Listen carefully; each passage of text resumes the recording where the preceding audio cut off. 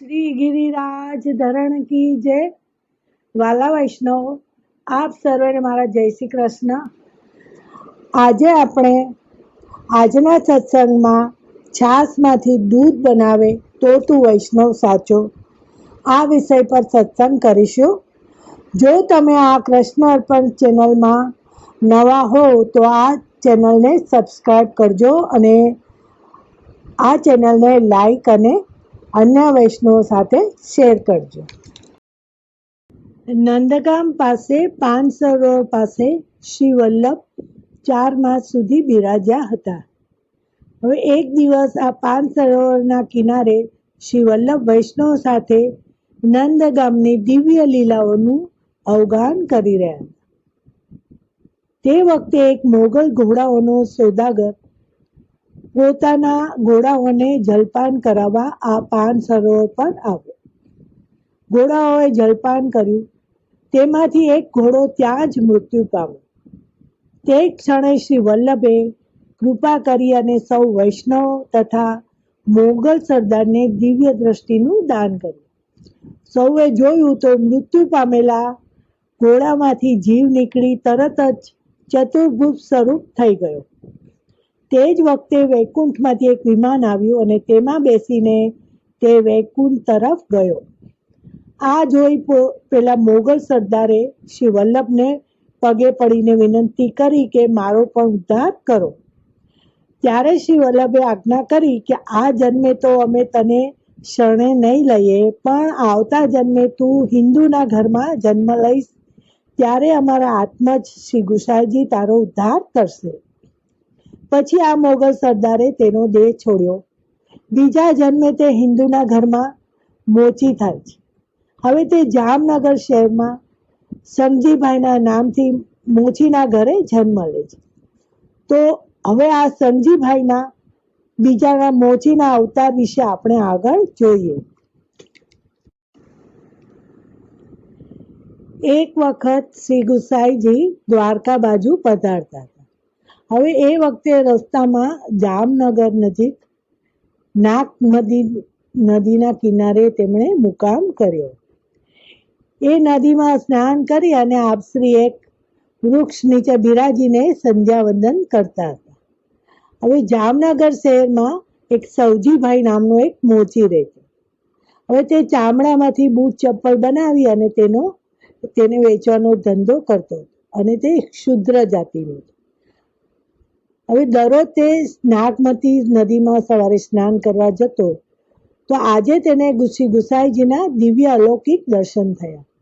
હવે તેનું મન સેવક બનવા માટે અધીરું બન્યું અને તેને પાસે જઈ અને દંડવત પ્રણામ કરી અને શરણે લેવા શ્રી ગુસાઈજીને વિનંતી કરી। શ્રી ગુસાઈજી આજ્ઞા કરી કે તમે મોચીનો ધંધો કરો છો તો તે અપવિત્ર ગણાય, આ ધંધો છોડી દો તો જ અમે તમને શરણે લઈ શકીએ, તો જ તમે વૈષ્ણવ બની શકો। હવે સંગજીભાઈએ તરત જ મોચીનો ધંધો છોડી દીધો। હવે એમનો ભાવ જોઈ અને શ્રી ગુસાઈજીએ તેમને બ્રહ્મ સંબંધ આપી અને પોતાના સેવક બનાવ્યા। હવે તેઓ વૈષ્ણવ બની ગયા।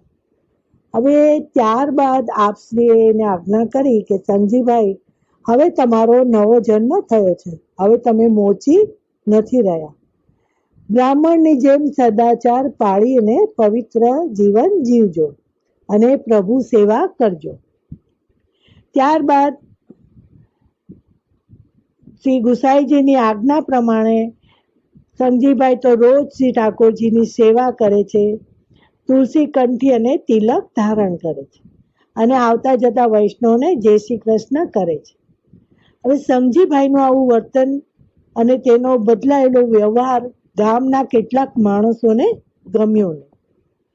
તેમને ઈર્ષા આવવા માંડી। હવે એક શુદ્ર જાતિનો મોચી અમારા જેવું જીવન કેવી રીતે જીવી શકે, અમારી હરીફાઈ તે કેવી રીતે કરી શકે। હવે તેમણે રાજાને જઈ અને ફરિયાદ કરી। હવે રાજાએ સંગજીભાઈને દરબારમાં બોલાવા પૂછ્યું કે અલ્યા સંગજી, તું એક શુદ્ર મોચી થઈને બ્રાહ્મણ વૈષ્ણવ બનીને ફરે છે તે સાચું છે? તું મોચીમાંથી બ્રાહ્મણ ક્યારે બની ગયો? બ્રાહ્મણ હજુ શુદ્ર બની શકે, પણ શુદ્ર બ્રાહ્મણ કઈ રીતે બની શકે? હવે દૂધમાંથી છાશ બને, પણ છાશમાંથી દૂધ તો કઈ રીતે બની શકે? આ વસ્તુ તો સંભવ જ નથી.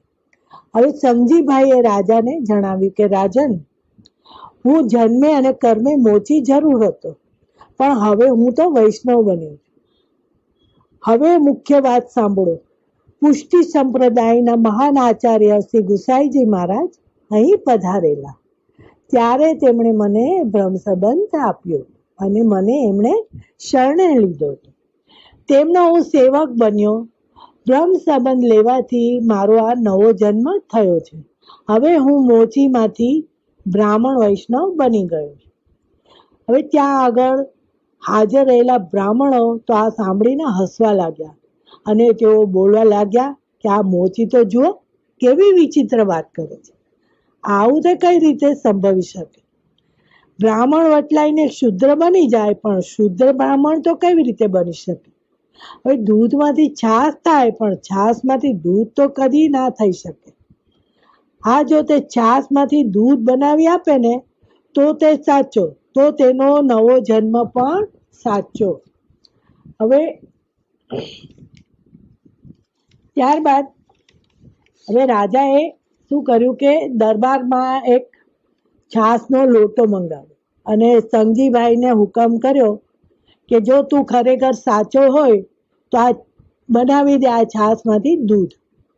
હવે સંગજીભાઈએ તરત જ તે લોટો પોતાના હાથમાં લીધો અને તેના ઉપર ઉપરણો ઢાંકીને શ્રી ગુસાઈજીનું તે સ્મરણ કરવા લાગ્યો. આ વખતે તેની આજુબાજુ ઘણા વૈષ્ણવો અને ઈર્ષાળુ બ્રાહ્મણો બેઠા હતા. તેમની વચ્ચે બેસીને તેમણે શ્રી ગુસાઈજીનું ધ્યાન ધરીને વિનંતી કરી કે હે કૃપાનાથ, આપે મને બ્રહ્મ સંબંધ આપી વૈષ્ણવ તો બનાવ્યો છે.